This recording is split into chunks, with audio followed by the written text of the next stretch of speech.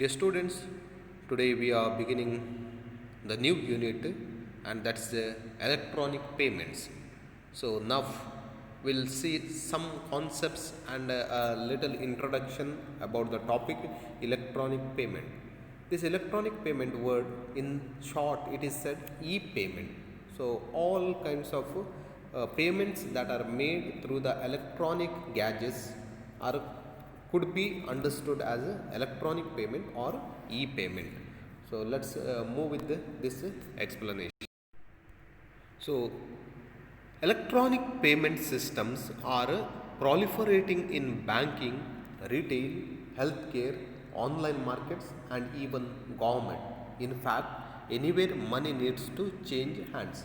So the need of electronic payments is increasing day by day in various fields. In the banking field also today electronic payment is there.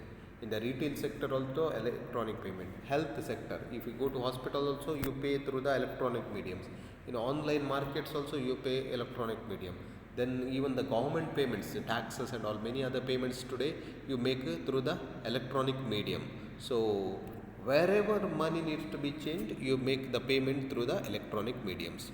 Organizations are motivated by the need to deliver products and services more cost effectively and to provide a higher quality of service to customers. So whenever there is a e-payment, so organizations are motivated because to deliver the good products and the services. The emerging electronic payment technology is labeled as electronic fund transfer.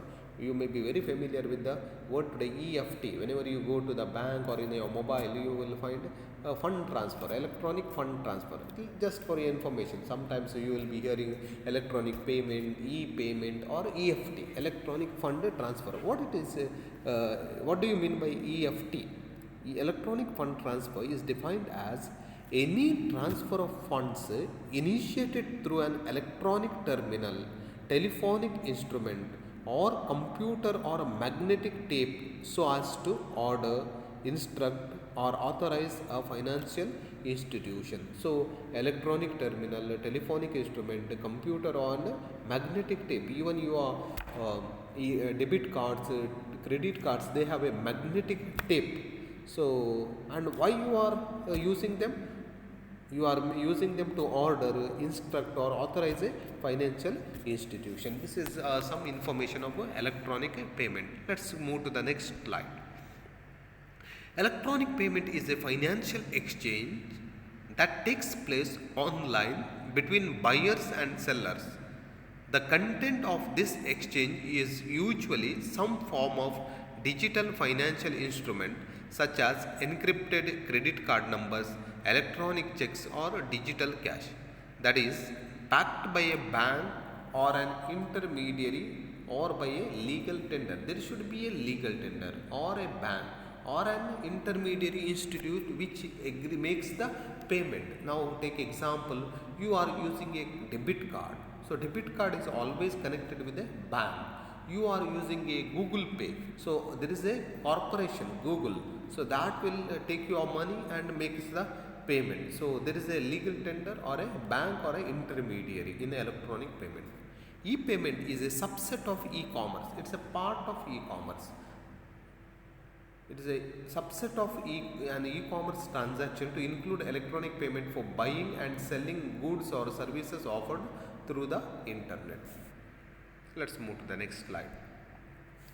Electronic payment refers to paperless monetary transaction. This also we must remember, paperless. So in the electronic payment you are not using the notes or the coins at all. Electronic payment has revolutionized the business processing by reducing paperwork, transaction costs, labor costs. So it has reduced to so many things. You see, transaction costs have come down, labor costs have come down, paperwork has come down. So being user friendly and less time consuming than manual processing, it helps a business organization to expand its market reach expansion. So immediately you can make the payments from one corner to another. What a wonder it is. Now There are some modes of electronic payments. You are familiar with what all payments are there. You see, credit cards are there, debit cards are there, smart cards are there. Then there is a e-money, then electronic fund transfer, mobile payments and all you are making use of. So these are the some of the modes of electronic payments. So whenever we are speaking about electronic payments, we also have to speak about the risks in electronic payment, because there are some risks. So what are the risks to the customer? So there are a risks to the customers. So stolen credentials or passwords. Sometimes your passwords may be stolen and money could be transferred by anybody to anyone. Then dishonest merchant. So sometimes you may be caught up with the dishonest merchant and additional fund transfer could be done or frauds could be happen. Then disputes over transaction. Many times over the transactions it is done, not done, so confusions will be there. Then inappropriate use of transaction details. So even the details of the transaction could be mismatched or mismanaged. Merchants risk. So even the merchants have a risk. Forged or copied instruments. Sometimes it is not the original. Copied instruments they may bring. Then disputed charges. Then you have a insufficient funds in customer's account. You don't know. Then unauthorized redistribution of purchased items. These are the risks to the merchant. So next topic is in that designing electronic payment systems. So to design an electronic payment system, we have to consider many factors. Let's see what are the factors we have to take into consideration to design a electronic payment. So first this one we have to take into consider privacy. A user expects to trust in a secure system just as a telephone is a safe. You know that telephone it's always in your hand and nothing is caught up by anybody. So such way privacy has to be provided to the person, that his payments should not be published anywhere or nobody should know all those things. So whenever you have a system of electronic payment, it should be only one to one, merchant and the customer. It should not make a public. Then security. See, many times security issue has come to the front light, because security is everybody's expectation. Because when the aspect of money is spoken, everybody wants their money to be safe. A secure system verifies the identity of two-party transactions through user authentication and reserves flexibility to restrict information services through access control. There is a user authentication. Always you will know that. Say whenever you are making electronic payment, it asks for a OTP or a user authentication. It needs to be confirmed payments and all. Easily cannot be. So security issues are framed. Then intuitive interference. So the payment interface must be as easy to use as a telephone. So it should be, interfaces should be very easy to use it. Then database integration with home banking. For example, a customer wants to play with all his accounts. Means sometimes a customer may be having a different accounts, and his electronic payment system should have an integration so that easily he can make the payments or make the electronic he can play the electronic medium very easily in an integrated way. One account is connected with another account. Such system is expected. Then brokers. So a network banker, someone to broker goods and services, settle conflicts and financial transactions electronically, must be in place. Sometimes a need of a broker in between is required to settle the issues or disputes that take place. Sometimes you might have made a payment and you are not, the payment is actually not received by the expected recipient, so that there is a dispute. Now to solve such disputes and all, there is a need of the broker. Then pricing. One fundamental issue is how to price payment system services. For example, from cash to bank payments, from paper based to e-cash. The problem is the potential waste of resources. So there is a conversion from bank to cash, cash to bank. So such concepts also has to be given a concentration. So while framing the e-payment system, all these aspects or the factors has to be borne in mind. Let's move to the next slide. There are types of e-payment systems. So what are the types are there in the e-payment systems? So this electronic fund transfer can be segmented into three broad categories. Mainly could be divided into three. One is banking and financial payments. You are very familiar with that. In the banks, all kinds of electronic payment. Then retailing payments. So you go to the shops and all or in the petrol pump or anywhere you go, you make the payments. This is another category. Then online electronic commerce payments. So you don't go to buy or do anything, but for the markets and all you pay from the home. So these are the broad categories where the e-payments are. One is bank, one is the shops, another shops means any kinds of retail, another is the direct online business what you are doing. So some details of these three categories we will see in the next slides.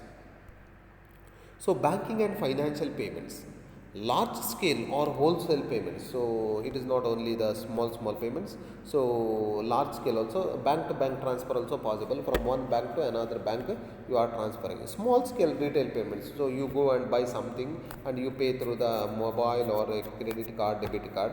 Then this one, home banking. So any kind of the bill payment and all that you are making of the home banking. So banking payments. Then retailing payments. So retailing payments you do it the credit cards then or the charge cards. That regarding the charge cards we'll be speaking later. So what is charge card, that we'll understand later. But these are the retailing payments. You can make it private label credit or debit cards. Then online electronic commerce payments, online e-payments. So here we have another two category: token based payment systems and credit card based payment systems. In the token based payment system, it is understood that you have this one electronic cash in your hand and you make a payment. In the credit based system, you don't have a cash. You are making a payment before and you are you are putting to your card later.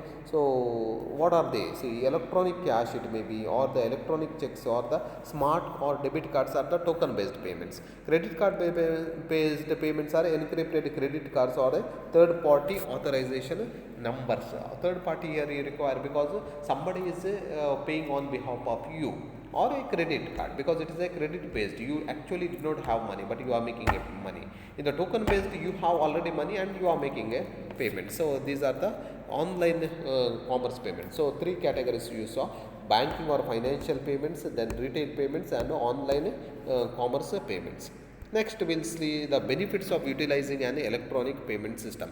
There are many benefits in using the electronic payment system. So one after the another we will see.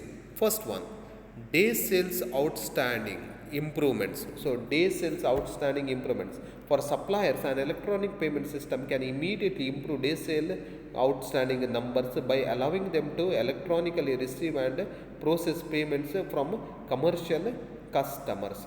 What it says is, now whenever the sales and all made, day sales, the people are selling daily, for them the outstanding will be collected very easily. Otherwise go and collect the cash and all. Here this electronic payment system automatically whenever over the phone call and all they will be saying, and immediately with the intimation they will make the payment. Processing cost reduction. So a feature rich electronic payment system lowers associate process time by automatically initiating and processing payments.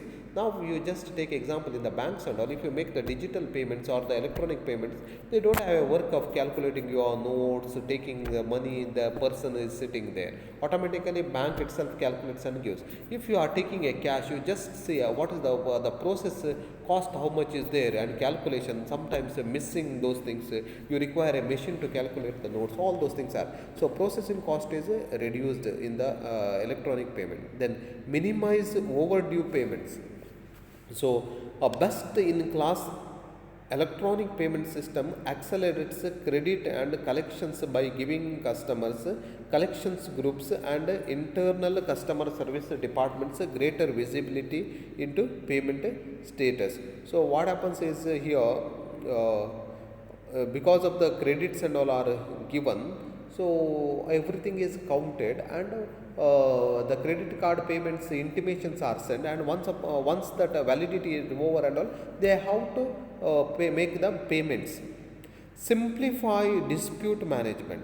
With an electronic payment system, companies enjoy improved data accuracy and automated disbursement receipt and payment processing to streamline vendor dispute management. So disputes whatever may be used might have happened could be solved very easily because all the details are there online. Move to the next slide. So some more benefits. Increased compliance Increased compliance. An electronic payment system makes it easier to track and monitor data to ensure adherence to complex compliance regulations and all business rules. What it says is you can track and monitor all your information of the transactions. Enhanced security. An electronic payment system is highly secure, safeguarding cardholder data and preventing payment fraud better than paper based payments can be achieved. So, in the paper, there is paper cash, you don't have a security because whenever you are carrying money, you are afraid. But when you are carrying the digital cash, it is a secure, safe. You are just carrying a mobile, but wherever you require, you make the payments. Then improved workflow efficiencies. Improved workflow efficiencies. Increased automation is a key feature of a robust electronic payment system, enabling less reliance on time consuming and costly manual business process. So, workflow efficiencies could be seen in this. Increased automation is a key feature of the robust electronic payment. It means everything is automatic, calculation, you are processing everything. So you don't require a human person to make the process your transaction. Greater visibility into financial supply chain. With access to reports and comprehensive corporate financial history, an electronic payment system gives management and other authorized users easy access to snapshots and detailed reports to improve decision making and process efficiency. The details of the transactions with the snapshots and other ways they can gather very easily and accessible is very easily, so that for them it makes very easy. So here I conclude the general information regarding the e-payments. Next classes we will see some more learning about the e-payments.